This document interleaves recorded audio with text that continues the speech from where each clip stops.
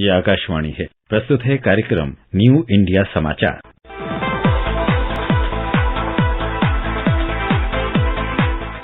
नमस्कार, आकाशवाणी के समाचार सेवा प्रभाग की प्रस्तुति न्यू इंडिया समाचार में आपका स्वागत है। पिछले सप्ताह हमने बात की थी हमारे 1 से 15 दिसंबर के अंक के आवरण कथा मिशन लाइफ की। COP27 की बैठक में भारत ने विकसित देशों के समक्ष अपनी आवाज बुलंद रखते हुए अपने कार्यों से दुनिया को आश्चर्यचकित करने का भरोसा दिया। भारत ने कहा है कि दुनिया के सबसे बड़े लोकतंत्र और तेजी से उभरती अर्थव्यवस्था वाला भारत अनुकरणीय उदाहरण के साथ नेतृत्व करना चाहता है। इसलिए जलवायु परिवर्तन को लेकर प्रधानमंत्री नरेंद्र मोदी ने ग्लासगो की COP26 की बैठक में 2070 तक नेट जीरो कार्बन उत्सर्जन के लक्ष्य प्राप्त करने की जो घोषणा की थी, उसे केंद्र में रखकर ही COP की 27वीं बैठक में भारत ने कम उत्सर्जन विकास रणनीति पेश की है। भारत उन चुनिंदा 60 देशों में शामिल हो गया है जिसने यह रणनीति सौंपी है। यह भारत का प्रकृति के साथ सामंजस्य की संस्कृति और परंपरा का द्योतक है। इसलिए प्रधानमंत्री कहते हैं, साथियों, आज भारत प्रगति भी कर रहा है और प्रकृति भी का उतना ही उत्तम उदाहरण बना करके तालमेल के साथ जीने का एक रास्ता बना रहा है। आज भारत विश्व की 5 की बड़ी अर्थव्यवस्था भी बना है। हमारा वन क्षेत्र भी बढ़ रहा है। अन्य जीवों की संख्या में भी हमारी यहाँ लगातार वृद्धि हो रही है। भारत अब दुनिया के साथ अपनी भागीदारी का और ज्यादा बढ़ाना चाहता है। वन सन, वन वर्ल्ड, वन ग्रीड जैसे अभियान ऐसे ही लक्ष्यों की तरफ हमारे संकल्पों को मजबूत करते हैं। Coalition for disaster resilient infrastructure, इसके निर्माण का नेतृत्व करके भारत पर्यावरण सुरक्षा के प्रति अपनी अवधारणा से दुनिया को अवगत करा चुका है। मिशन लाइफ इसी कड़ी में एक अगला कदम है। श्रोताओं, अब हम बात करते हैं 1 से 15 दिसंबर के अंक के अन्य समाचारों और प्रस्तुतियों के बारे में। इस बार के अंक में समाचार सार के तहत हमने 6 खबरें प्रकाशित की हैं। इनमें है मानव, पौधे, जानवर, रोगाणु और फंगस से जुड़े अध्ययन के लिए जरूरी आंकड़ों का भंडारण अब देश में ही होगा। अभी तक जीवन विज्ञान संबंधी आंकड़े यूरोप और अमेरिका में रिपोजिटरी में एकत्र किए जाते थे। इंडिया पोस्ट पेमेंट्स बैंक ने दुनिया के सबसे बड़े डाक नेटवर्क की मदद से अपनी पहुंच को अंतिम छोर तक बढ़ाने और वित्तीय समावेशन अंतराल को कम करने के लिए एक नई रणनीति बनाई है। इसके तहत श्रीनगर के डल झील में भारत का पहला तैरता हुआ वित्तीय साक्षरता शिविर आयोजित किया गया। गुजरात का केवड़िया देश का पहला इलेक्ट्रॉनिक वाहनों वाला शहर बन गया है। भारत ने 2022 की पहली छमाही में सौर ऊर्जा के उत्पादन से ईंधन पर खर्च होने वाले 4.2 अरब डॉलर और 1.94 करोड़ टन कोयले की बचत की है।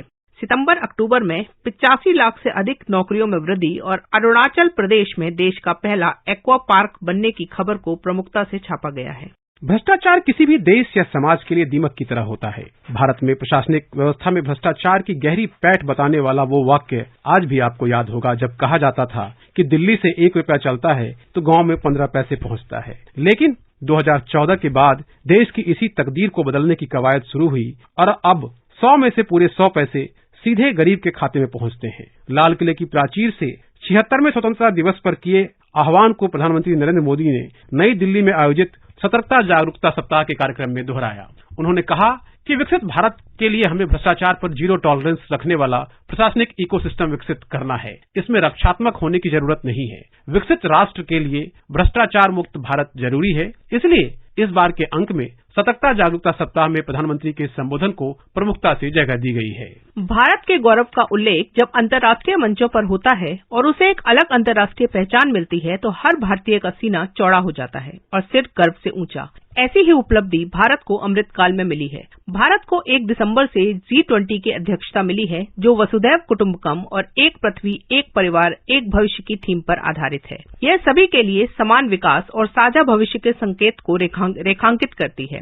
G20 अंतर्राष्ट्रीय आर्थिक सहयोग का एक प्रमुख मंच है। इसकी अध्यक्षता भारत को अंतर्राष्ट्रीय महत्व के मुद्दों पर वैश्विक एजेंडे में योगदान करने का एक अनूठा अवसर प्रदान करेगी। नवंबर में 16 से 18 तारीख तक इंडोनेशिया में आयोजित G20 के 17वें सम्मेलन में प्रधानमंत्री नरेंद्र मोदी ने संदेश दिया कि भारत को G20 अध्यक्षता समावेशी, महत्वाकांक्षी, निर्णायक और एक्शन केंद्रित होगी। अगले 1 साल में भारत का प्रयास होगा कि हम G20 की सामूहिक कार्रवाई को गति देने के लिए एक वैश्विक प्रस्तावक के रूप में काम करें। हमें G20 एजेंडे में महिलाओं के नेतृत्व के विकास को प्राथमिकता देनी होगी।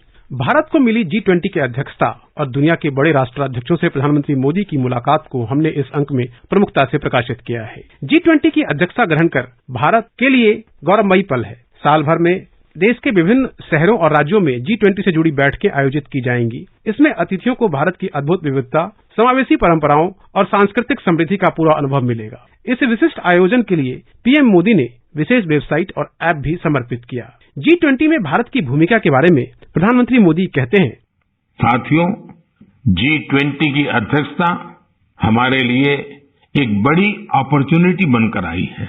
हमें इस मौके का पूरा उपयोग करते हुए ग्लोबल गुड, विश्व कल्याण पर फोकस करना है, चाहे पीस हो या यूनिटी, पर्यावरण को लेकर संवेदनशीलता की बात हो या फिर सस्टेनेबल डेवलपमेंट की। भारत के पास इनसे जुड़ी चुनौतियों का समाधान है। हमने one earth, one family, one future की जो थीम दी है, उससे वसुधैव कुटुंबकम के लिए हमारी प्रतिबद्धता जाहिर होती है। भारत सरकार गांव, गरीब किसान को आगे बढ़ाने और उनका जीवन बेहतर बनाने की दिशा में लगातार काम कर रही है। किसानों को हर आवश्यक सुविधा मिले, इस दिशा में केंद्र सरकार प्रयत्नशील है, जिसका लाभ आज देश के करोड़ों किसानों को मिल रहा है। इसी दिशा में कदम बढ़ाते हुए केंद्रीय मंत्रिमंडल ने रबी सत्र के लिए फास्फेटिक और पोटाश जैसे उर्वरकों के लिए बढ़ी हुई सब्सिडी को मंजूरी दी है। साथ ही इथेनॉल के मूल्य में वृद्धि को भी मंजूरी दी गई है, जिससे देश के करोड़ों किसानों को फायदा होगा। केंद्रीय मंत्रिमंडल से जुड़े फैसलों को भी इस अंक में प्रमुखता से रखा गया है। दक्षिण से विकास विरासत का संदेश आजादी के अमृत काल में देश को विकसित भारत के लक्ष्य के रास्ते पर तेजी से आगे बढ़ा रहा है। विकास की यह यात्रा बहुआयामी है। इसमें सामान्य मानव के जीवन से जुड़ी जरूरतों की चिंता शामिल है, तो आधुनिक इंफ्रास्ट्रक्चर और समावेशी विकास के साथ विरासत को संवारने का लक्ष्य भी है। विरासत के साथ विकास के इसी विजन को हाल ही में जब प्रधानमंत्री नरेंद्र मोदी ने दक्षिण भारत के 4 राज्यों का दौरा किया, तब देखने को मिला, जिसकी शुरुआत उन्होंने बेंगलुरु में महर्षि वाल्मीकि, श्री नाथ प्रभु केम्पगौड़ा और संत कवि श्री कनकदास को नमन से की। तो साथ ही दक्षिण भारत में पहली वंदे भारत ट्रेन, नया airport terminal, 6 lane greenfield economic corridor, उर्वरक संयंत्र सहित लगभग 25,000 करोड़ रुपए की विकास परियोजनाओं की सौगात कर्नाटक, आंध्र प्रदेश, तमिलनाडु और तेलंगाना को दी। इन परियोजनाओं के साथ कर्नाटक में निवेशक शिखर सम्मेलन की खबरें भी हमारे इस अंक में शामिल है। जब भारत में विदेशी हुकूमत के खिलाफ आवाजें बुलंद हो रही थीं, तब गोविंद गुरु भील आदिवासियों के बीच शिक्षा की अलख जगा रहे थे और उनके अंदर देशभक्ति की ऊर्जा भर रहे थे। मानगढ़ धाम गोविंद गुरु और मातृभूमि के लिए प्राण न्यौछावर करने वाले सैकड़ों आदिवासियों के बलिदान का प्रतीक है। स्वतंत्रता संग्राम के गुमनाम आदिवासी नायकों और शहीदों को श्रद्धांजलि देने के लिए प्रधानमंत्री नरेंद्र मोदी 1 नवंबर 2022 को राजस्थान में मानगढ़ पहाड़ी पर आयोजित सार्वजनिक कार्यक्रम मानगढ़ धाम की गौरव गाथा में शामिल हुए। मानगढ़ पहाड़ी भील समुदाय और राजस्थान, गुजरात व मध्य प्रदेश की अन्य जनजातियों के लिए विशेष महत्व रखती है। स्वतंत्रता संग्राम के दौरान यहाँ भील और अन्य जनजातियों ने अंग्रेजों के साथ लंबे समय तक संघर्ष किया। हमने इस अंक में मानगढ़ धाम की गौरव गाथा को प्रकाशित किया है। श्रोताओं, समय की बाध्यता को देखते हुए आज इतना ही। कल हम बात करेंगे 1 से 15 दिसंबर के अंक के अमृत महोत्सव श्रृंखला के बारे में। इस पाक्षिक पत्रिका की हर प्रति newindiasamaachar.pib.gov.in वेबसाइट पर उपलब्ध है, जहां आप सभी समाचारों को विस्तार से पढ़ सकते हैं। डिजिटल और प्रिंट में यह पत्रिका देश ही नहीं, विदेशों में भी अपनी अलग पहचान बना चुकी है। इसका ट्विटर हैंडल NISPIB इंडिया है, जो वेरीफाइड है। इसके अलावा आप हमें response-nis@pib.gov.in पर ईमेल के जरिए अपना सुझाव भी भेज सकते हैं। धन्यवाद।